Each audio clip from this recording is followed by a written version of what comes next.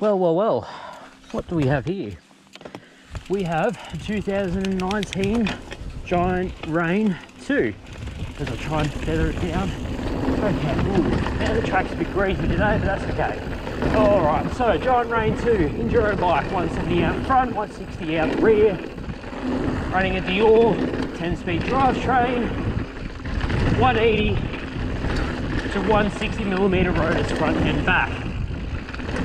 Ooh, a hole there, that's new. What better place to review an Enduro bike than at Bright? Yoo-hoo! Oh, nice and cruise. But I can't jump, so you know, nothing ever changes. Shred Kelly's last stand. Officially open. Pretty sure it was only a few days ago it was open. And already people have made their mark on it. Oh. This is a much nicer flow trail.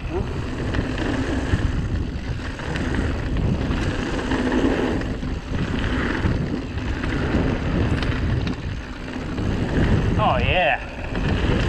Oh, this is life. Oh, the suspension is pretty well dialed. And I feel much more confident descending on this bike. The grip is magnificent.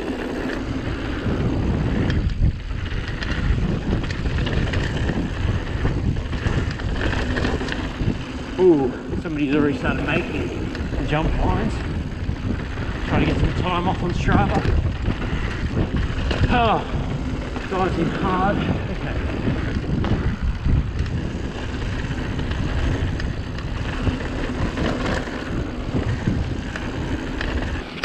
A few notes to go off is that one, it's a good climber. It's on an excellent climber. It doesn't have the technical prowess of something like the Fuel EX or even a Remedy. I'm finding that this is a lot slacker than what the Remedy is. I'll have to check the numbers on paper, but for some reason it just feels like it's a bit more planted on the downhills, but at the same time when you're trying to turn uphill it just washes out a bit easier. Second thing is, its descending prowess is pretty spot on.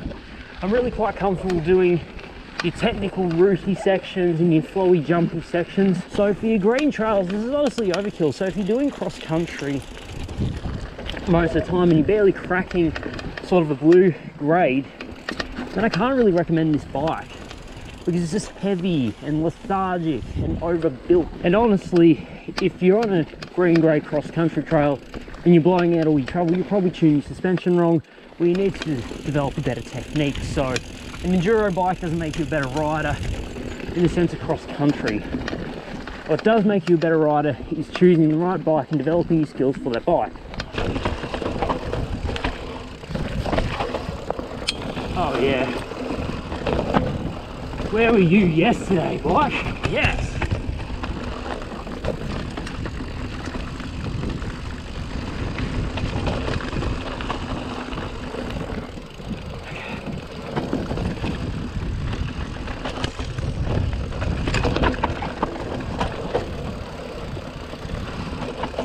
Ooh. Come on. Getting it.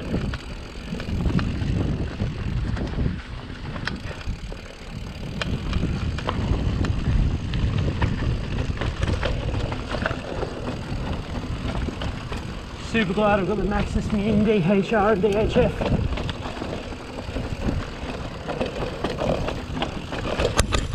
Oh, that's making this absolutely easy. Whoop. Right, let's go down Griffith's Way.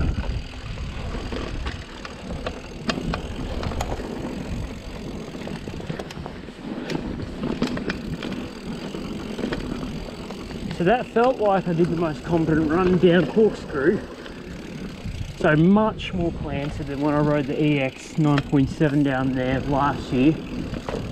And I pretty much chose the same lines, did the same things, didn't bother to go around the Corkscrew as always because I'm just a bit of a chicken on the brakes. At the same time, and that felt like a much better run.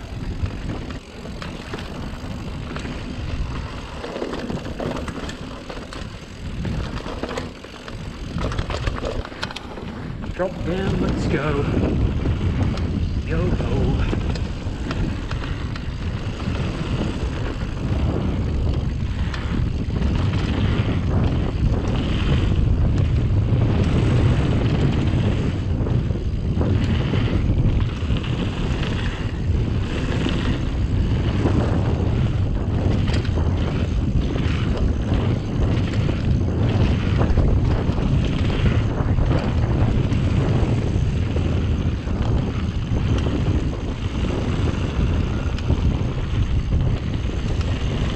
Howdy, howdy, let's get rowdy.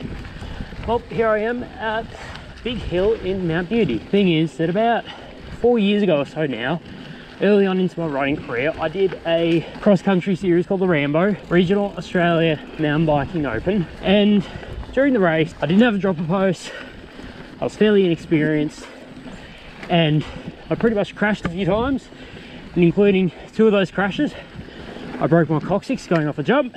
I also got my rear tyre buzzed by a bit of an angry racer, and I fell off and broke 2 ribs. And ever since then, I've kind of just avoided Mount Beauty. Today, with the help of the rain and a new lease on life, I'm going to try and take on Beauty.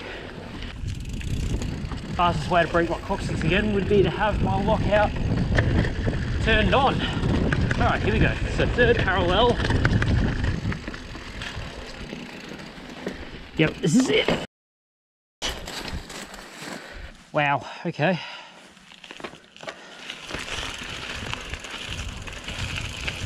Whew. Make sure you choose your line correctly. This is definitely the correct route. Yep, this is it, the infamous drop. So 1 drop's fine. There's the 2nd drop, yeah. Not exactly flew off it, but you know, didn't have to walk it, didn't break my coccyx. I think we're going all right. And then right about here's where I broke my ribs. So far, no injuries. Bike's in one piece. So how do I find the rain? It's okay. The problem is you've only got 10 speeds, and when you mate it to a 30 tooth by maybe a 40 tooth at best, you've got a bike with so much weight because you've got the dropper, you've got your 170mm travel with a 160 out the rear. It's an aluminium frame that's actually quite chunky. You kind of just want a drivetrain to power you up. You need something with a few more gears. Maybe a SRAM GX 1x11 wouldn't have gone astray. That would have been great. Or even the SLX or the XT 1x11 drivetrain. The go-to would be the SRAM GX Eagle or the NX Eagle. And I think that also gives a bit of precedence as to why I'm not really happy with it as a climber. The shock locked out in climbing mode, it's a bit better on the climbs, but I find that it's a bit of a wallowy mess out the front. You've still got that really slack head tube. The bike is really geared towards descending, and that's fantastic if you're doing uplifts. But if you're trying to ride this as an all-day enduro bike, the aluminium frame's just a bit too heavy, and quite frankly, the drivetrain is just lacking something. You just need that 1 extra gear. So who should buy the Rain 2? Well, if you want that one bike that you can take on holidays and you do the lift shuttles with Blue Dirt or Dirt Art, this is what you take. Unless you're a professional enduro racer, then why do you need such performance on a climb? This bike honestly seems to be oriented towards the more casual enduro crowd.